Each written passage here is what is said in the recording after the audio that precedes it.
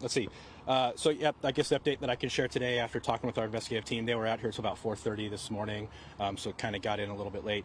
And then what we want to share is that they're still working on trying to do some next of kin notifications.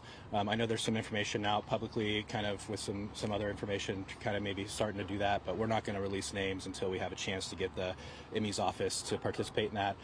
So autopsies scheduled over the next couple days to get those done, and then we'll be able to do a full identification at that time. We are willing to share that we do believe we have kind of the relationships of the family. So the suspect obviously was deceased along with his wife and then 2 adult daughters, and then the suspect's brother as well, for the total of 5.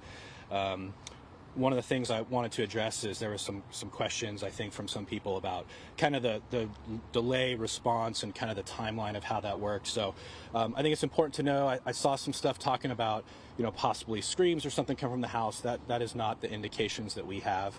The text message that was sent to the other family member was sent much earlier in the day, several hours prior to, that said that, maybe some harm was committed.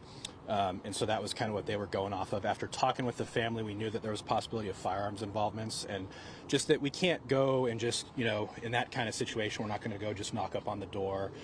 Obviously, some investigative search that goes into that, trying to locate who lives at the house, who might be there, attempts to contact victims once we kind of had that information. Very limited circumstances we can do this in, and this was kind of one of the exceptions. The other would be like if someone was kidnapped, but we asked for an exigent ping of cell phones for the victims to see if we could place them in the area or the potential people we thought could be in the house. And once they had that information, then they were able to make that entry using the small unmanned aircraft system under an exigent circumstance. And then because it starts to get into kind of a criminal matter as well, once they kind of determined it looked like everyone inside was deceased and had been for at least a little while, they come back out, finish completing a search warrant before they start looking for evidence of crimes and that kind of stuff. So I know there were some concerns about timeline. I just want to alleviate that.